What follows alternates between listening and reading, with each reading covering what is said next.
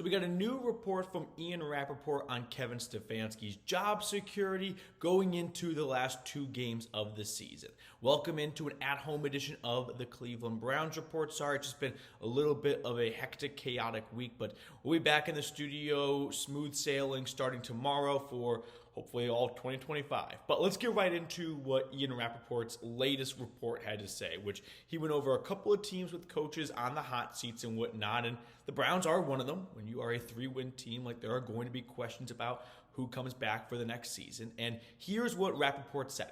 Quote, despite a stunning slide to 3-12 this season, the Browns have no plans to move on from two-time NFL Coach of the Year, Kevin Stefanski.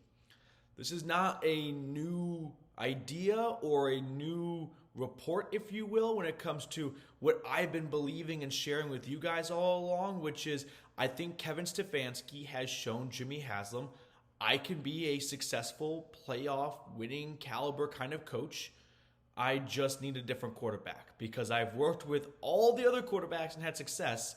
So you can either blame the coach or the quarterback, and when the coach has been good with other quarterbacks, it's not very difficult to do like a 6th grade science project to discover what the independent variable here is, and that is Deshaun Watson has just not worked as the Browns quarterback. And so if one's going to go, it's not going to be the one that's won, 2 Coach of the Year awards and gone to the playoffs twice. It's going to be the quarterback who ultimately has just completely, I won't say forgotten to play a quarterback position, but just not anywhere near the level he was playing at in Houston. So I think despite what could be a 3-14?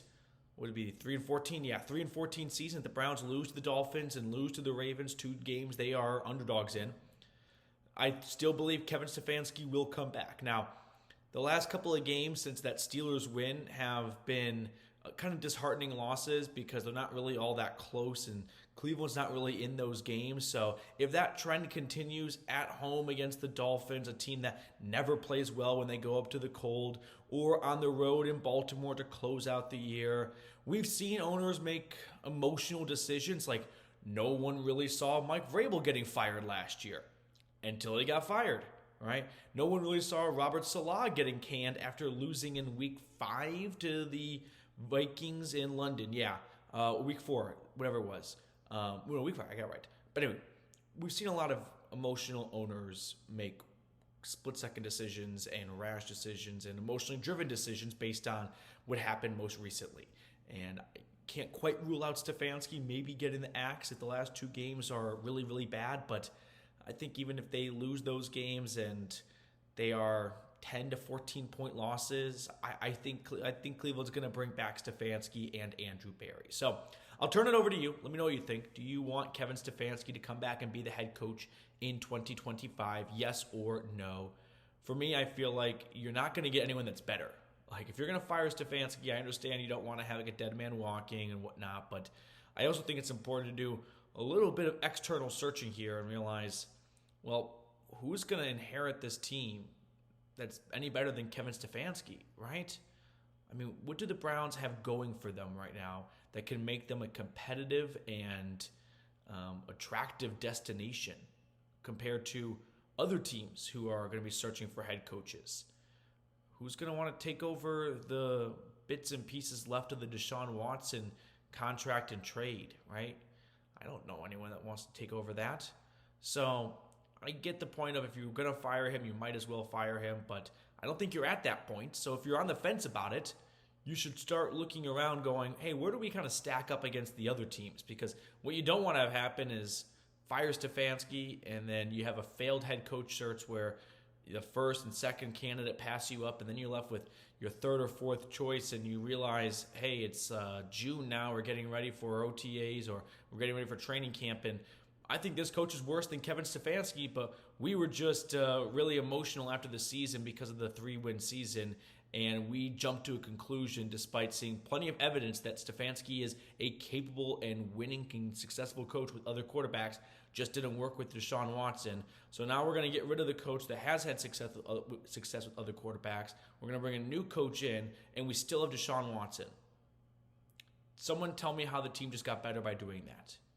Like, unless you kind of hit the lottery a little bit by finding the next Dan Campbell, which There's been so many failed head coaching hires across the NFL the last 5 years. I mean, every single year there's bad head coaching cycles and hires, right?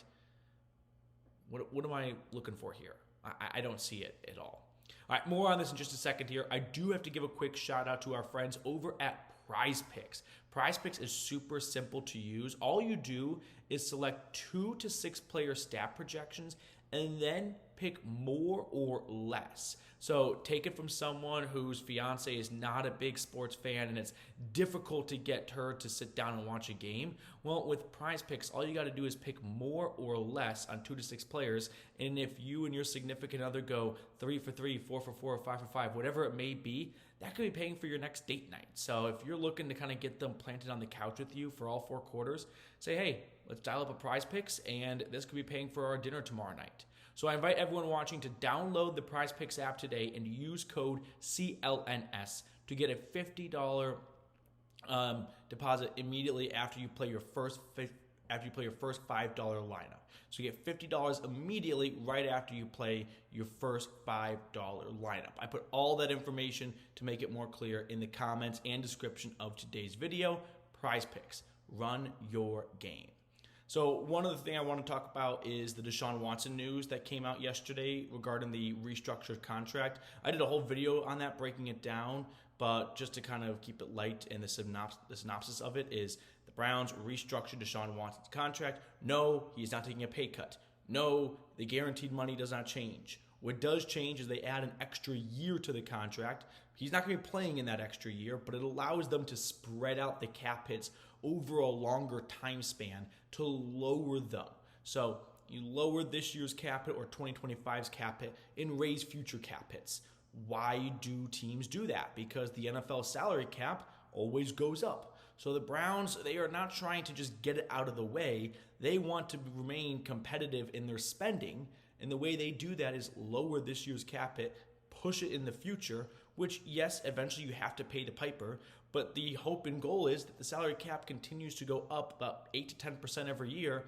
And all of a sudden that percentage hit, right, from year to year goes down because the cap goes up. And so you're not spending 20% of your cap on one player. You're spending 10 to 13%, and you're spending that or spreading that out over multiple years.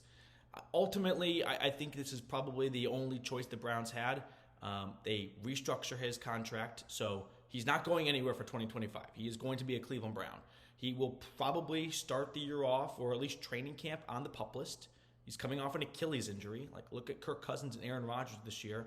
Quarterbacks coming off Achilles injuries, so my guess is the Browns are not rushing to get him back either way, and they'll probably keep him on the PUP list. They put insurance on him, so if he misses weeks, the Browns actually get some cap relief because of that. So that was a smart decision by Andrew Berry looking back to add that insurance to kind of get some cap relief for 2026, 2026. But my general takeaway from this, and this will kind of wrap up the video with, is the Browns just made it a lot easier for themselves to move on if wanted after 2025 by designating him as a post-June 1, 2026. We're talking about something 2 years from now, whatever the math. Yeah, we can just slow down a little bit, but ultimately, I think the Browns have positioned themselves in a manageable spot to move on from him 1 year before his contract is up. Or maybe he's just here for the entirety of his contract because we got to wait and see how 2025 goes. This is the NFL. Guys rise and fall all the time. We thought Joe Flacco's career was cooked, and then he won Comeback Player of the Year last year. So wild stuff happens in this league. All right, that will do it for us on today's at-home edition. If you've been a longtime viewer of the channel, you might be wondering if the kitchen got redone. No, I actually moved. So me and my fiance, we got the boot out of our apartment because they were going to renovate it. So we spent the last couple of weeks moving into our new place. And quick sidebar, quick story here. My dog was not here in Dallas when this was going on. She was with my parents, and we just came back to Dallas, and my dog was not debriefed on the move that was going on while she was gone, and she is very confused and skittish, like walking around this new apartment with all the stuff from her old apartment, but it's not the same. So hopefully she settles in soon. All right, that will do it for us on today's at-home edition. I'll see you guys tomorrow for Browns-Dolphins.